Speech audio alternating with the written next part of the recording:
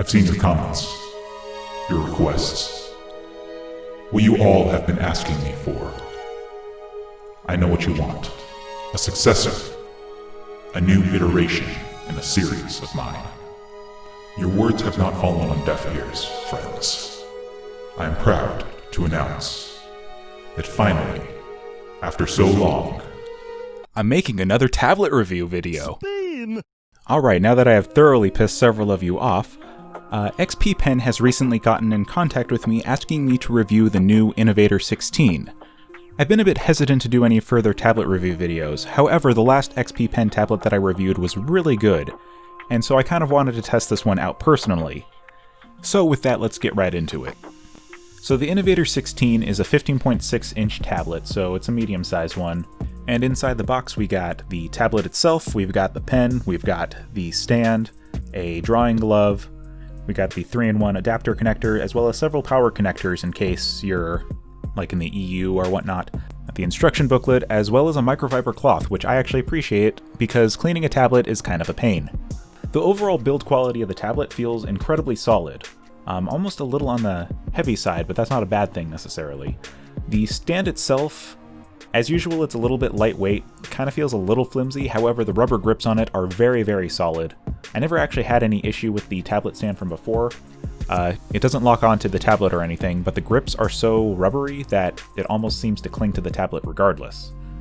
So some goods there, some bads there, not really anything too substantial. The tablet itself is, as I said, a 15.6 inch drawing space. It's only about 9mm thick. It has 8 express keys, and the dial is actually a dual dial, so it's like having 2 dials in one.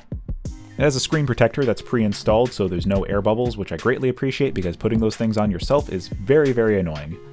The pen itself is also interesting because it's actually a lot lighter than any other tablet pen that I've used so far, except for maybe the XP Pen Deco, which I used a long, long time ago, and that one was designed more like a pencil and I didn't like it. But this one is very light and very thin at the top. Still no eraser, but I've never used the erasers myself.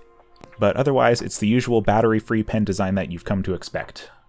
The plugs and also the screen buttons are all on the left side of the tablet next to the express keys. I could see that this might be a little bit more difficult for somebody who is left-handed to use if you want the express keys on the right-hand side. The tablet plug wires would have to go down. Well, it is USB-C, which means that it's reversible.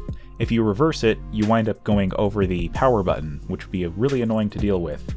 Going the other way causes the wires to go right onto the desk, which, while that works, it's a little bit annoying to deal with. It's not the worst in the world, I mean you can deal with it. If your tablet's positioned on the left side of you rather than the right side, it would probably be fine. But it could lead to a little bit of messy wire management. I do also really wish that their stands were adjustable, because they're always a fixed width and they always felt a little shallow to me. So for the overall build quality, I would probably give this about a 4 out of 5 just because of these few small issues. For me, the biggest drawback is that the stand isn't adjustable, though if you're left-handed, again, that could cause issues if you plan to use the express keys at all. Now the screen quality and the visuals is actually a step up from my last model. This is right at 92% Adobe RGB, with an 88% NTSC and 125% sRGB. In layman's terms, that means that it's a very accurate color space. This is a small step up from my previous XP Pen model, the Artist Pro 13.3. However, it's a noticeable difference because out of the box, with a quick switch to one of the presets, the colors practically were identical between my tablet monitor and my main monitor. I didn't have to adjust anything. With my previous model, I had to fiddle with it a lot. Not needing to mess with the on-screen display to calibrate my color settings is such a blessing. As with the previous model, the pen accuracy is also very tight. The calibration software is easy to use, very accurate, and only leaves you off by like less than a millimeter down in the corners even.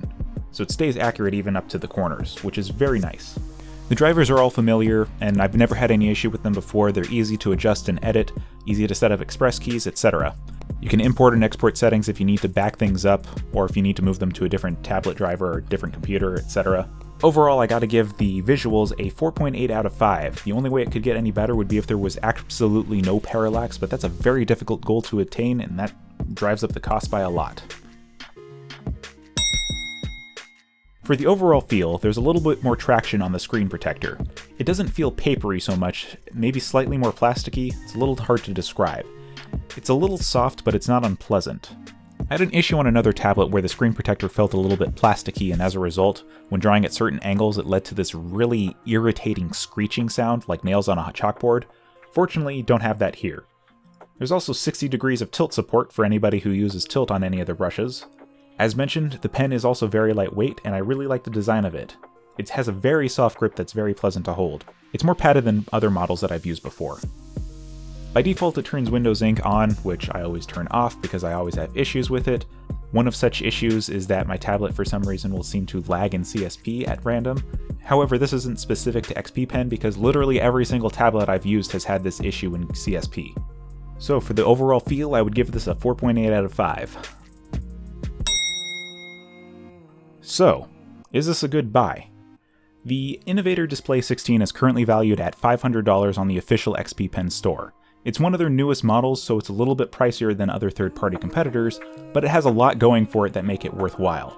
For the value, I'd probably give it a 4.5 out of 5.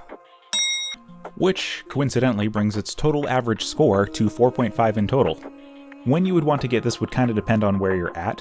If you're already using a solid tablet, this isn't going to be a significant upgrade. However, if you're using a very baseline tablet, and you're looking to upgrade to a significant one, this is a worthy consideration, or if you're looking for a first-time tablet, this is also a great one. Overall, if this is within your budget, I totally recommend this tablet. If it's just outside your budget, maybe keep an eye out to see if it ever drops in price or if there's a sale or anything like that. If you're interested in getting this tablet yourself, you can check the description for a link to the store page. Anyway, that does it for this review. Oh, and the art of the background is of Momiji from Toho. I haven't had too much new to share as of late because I've been busy with contract work and freelance work. Hopefully that'll change soon. But I did finish chapter 8 of my webcomic recently if you want to go read that. There's a link in the description.